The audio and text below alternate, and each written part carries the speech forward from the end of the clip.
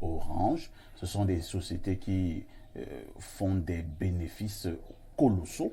Entre-temps, le consommateur que vous et moi nous sommes, nous n'avons pas une satisfaction au niveau de la qualité. Oui, pas du tout. Mais avant de répondre à votre question, permettez-moi quand même de dire, d'accueillir et de dire un bonjour à mon neveu. Hein. C'est mon neveu, le professeur Messanga.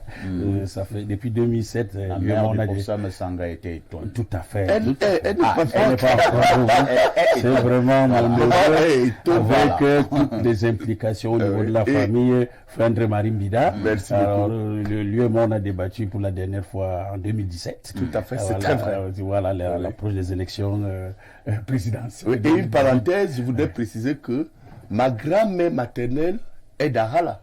À Bonbon Viena. Et c'est le père à ma mère qui est étonné. Ouais. Donc ça veut dire que pour ceux qui ne le savent pas, j'ai le sang, je suis Wondo Djumfundi.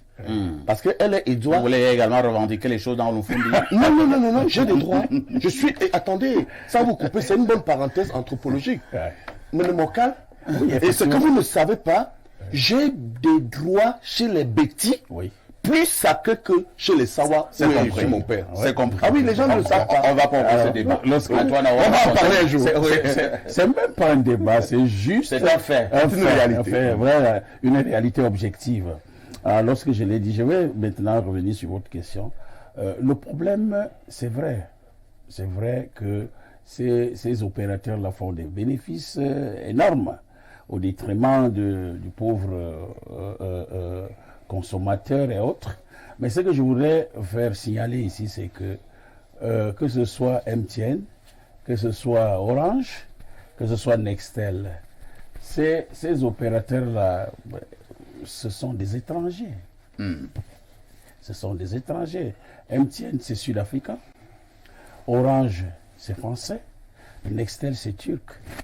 Alors, où est donc la souveraineté de la communication du Cameroun? Et à Camtel. Camtel a vendu ces histoires-là à MTN. C'est une révélation. Camtel n'a rien. Camtel est là juste pour distribuer le signal et autres. Mais l'exploitation revient en partie aux opérateurs étrangers.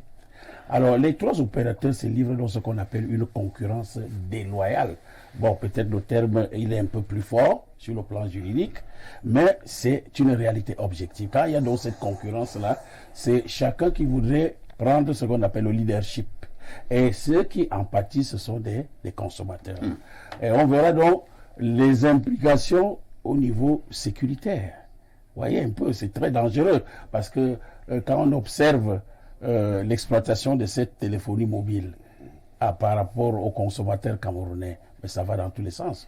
Peut-être au deuxième jet de la parole et tout ça, je pourrais essayer un peu de montrer les conséquences sur le plan sécuritaire, d'abord au niveau social, au niveau sanitaire, et puis maintenant au niveau même du secret de la communication. Parce que quand un État n'a pas la même mise sur les communications, c'est pas la peine. On prendra des exemples au Zaïre, l'ex-Zaïre. Toutes les communications passaient par la Belgique. Alors pour partir au bout du pouvoir, c'était pas difficile. Et actuellement, il y a un autre type de communication qu'on appelle le roaming. Et là, c'est très grave. Le roaming, c'est quoi? C'est l'itinérance. Vous voyez, vous êtes à Washington, vous utilisez le réseau de là-bas. Vous prenez ce réseau-là automatiquement. Tout ce que vous allez faire comme communication, c'est intercepté de l'autre côté. Vous n'avez plus de secret, vous n'avez plus rien. Alors s'il faut faire un coup d'État, c'est très facile. Et l'utilisation aussi, au niveau, prenons le cas des problèmes des séparatistes au nord-ouest. L'argent venait comment? Orange Money, Mobile Money, c'est à travers ces téléphonies mobiles-là. Ça continue à ça continue actuellement, ça passe par l'Afrique du Sud et ça se retrouve là-bas. Ces gars se retrouvent dernièrement, nos petits, quand on a démantelé ces ateliers rudimentés de fabrication des engins explosifs improvisés, il s'est retrouvé avec 30 millions de francs CFA dans sa poche. on ne sait pas par quelle alchimie, il a eu cet argent dans les forêts du Congo. Voilà, effectivement. Donc, c'est très compliqué parfait. Vous pensez que c'est plus profond que ce que nous voyons? Mais oui, ce que vous voyez là, c'est superficiel, c'est du cosmétique, mais la réalité est autre. Quand nous allons, je prends un cas aussi, par anticipation avec votre permission, vous ne m'avez jamais rien refusé, et je prends au niveau de la sécurité, de la santé. Vous savez que les téléphones sont pas fabriqués à base de quoi? À base du coltan. Et à partir du coltan, on a ce qu'on appelle des nanoparticules. Je ne fais pas un cours de physique nucléaire ici, il y a des professeurs qui sont à côté de moi, mais à partir des nanoparticules. Lorsque vous mettez votre téléphone au niveau de l'oreille, ça impacte le cerveau parce que vous avez des rayonnements ionisants. Mais malheureusement, au Cameroun, le port du dosimètre est battu en brèche. Vous ne trouvez jamais ça dans les hôpitaux ou quoi que ce soit. Mais c'est le pauvre consommateur qui a des problèmes. Il va commencer à développer la surdité, doucement, doucement, doucement. Et puis, il peut se retrouver avec des tumeurs cérébrales. Merci. C'est dangereux. C'est compris.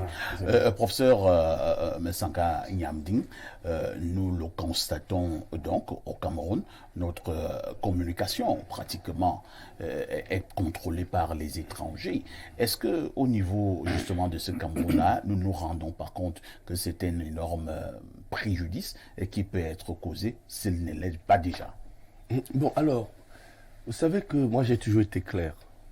Parfois ça plaît, parfois ça ne plaît pas.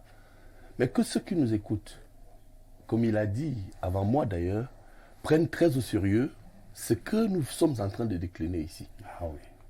Dans les années 90, j'ai publié à la revue française du LAJP, le bulletin des légions numéro 19, un article intitulé « La question de légitimité de l'État en tant que forme de pouvoir en Afrique ».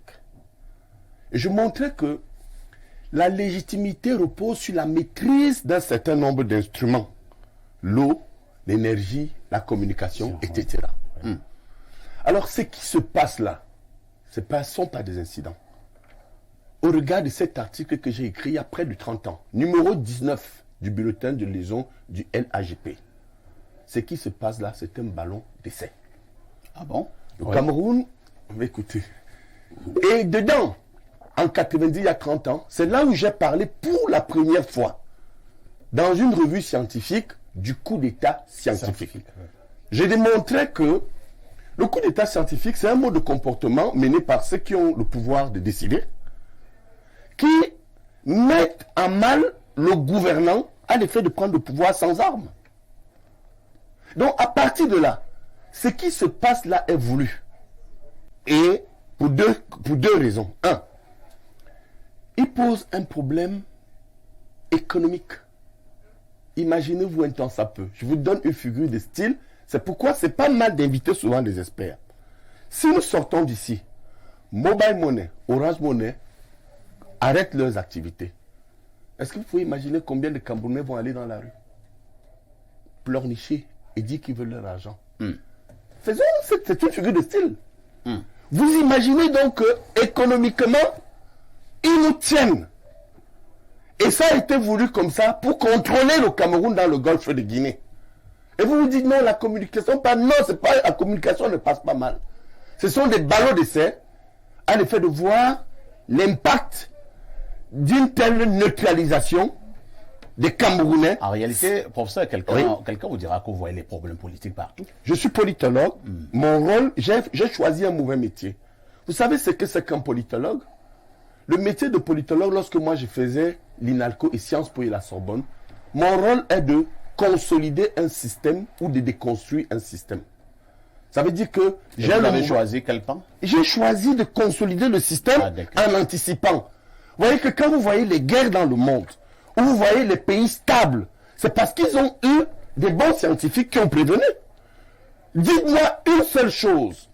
Sur les 50 coups d'état scientifiques, en 40 ans que je demande dans mon livre, qui soient fausses. Mais regardez le Cameroun. Regardez l'état du Cameroun. Je ne vais pas revenir là et je vais chuter sur la question que vous m'avez posée. Oui. Un, l'impact est économique. Et il peut être violent. Deuxième, et je termine là. L'impact de ce que vous voyez là pose un problème de liberté au Cameroun. la liberté de communiquer, la liberté de faire le e-commerce. Vous avez aujourd'hui des personnes qui mènent des transactions commerciales à travers le téléphone mobile. Merci. Alors, je ne sais pas si vous réalisez, un partenaire qui se trouve à Singapour et qui fait son e-commerce ou qui met des transactions avec une entreprise de construction ou par vidéo. Vous avez des meilleurs yeux que moi. Ils veulent voir comment le chantier évolue. Mais c'est de la nouvelle technologie, c'est le numérique. Alors, lorsqu'il n'est plus stable, ça veut dire tout simplement que ce pays est politiquement vulnérable et économiquement un pays à risque. Merci beaucoup. Oui, en quelques secondes. Je voudrais ajouter. On n'est pas là pour le décor. Oui, je sais. Permettez, je voudrais ajouter un peu de l'eau au professeur Messanga. Ouais. Que quand ces gens communiquent, je prends le cas de Boko Haram. C'est un cas que je connais très bien et qui me concerne. Lorsque ces djihadistes communiquent, ils créent ce qu'on appelle une fréquence neutre. Ça commence donc à perturber le réseau. Bravo. Je me souviens, lorsque j'ai démasqué le message codé de Boko Haram, c'était là, Abba, le visiteur est enfin chez lui. Quelques minutes après, il y a eu le premier bombardement de Maroua. Et toute la fréquence était neutre, jusqu'à la poste centrale. C'est vrai. Jusqu'à la poste centrale ici, j'ai décodé ce message-là. Abba, le visiteur est enfin chez lui. La fréquence était neutre. Et vous voyez que à partir de la poste centrale, les sapeurs-pompiers de Nimboman, aux environs de la présidence, toutes les communications étaient brouillées. Parce qu'ils étaient en train de communiquer en faisant donc en créant une fréquence neutre. Donc c'est dangereux ce que le professeur, j'appuie donc par rapport à ce que le professeur était en train de dire, il n'y a pas de souveraineté. Si vous n'avez pas l'eau a été privatisée au Cameroun, la CDE a pris ça. Si vous n'avez pas l'électricité, vous avez une... Regardez maintenant, nous sommes en train de souffrir. Il fait chaud ici parce qu'on a coupé l'électricité. Nous n'en avons pas. Si vous n'avez pas de communication, vous n'êtes pas en état. Il faut justement dire qu'il n'y a pas de lumière. Et, voilà. Et là, tout cela renvoie à quoi? Le professeur a parlé de manière succincte. Moi, je vais aller plus loin. C'est à cause des 11 accords secrets que les Français nous ont fait signer dans les années 50. On en reparlera un autre jour.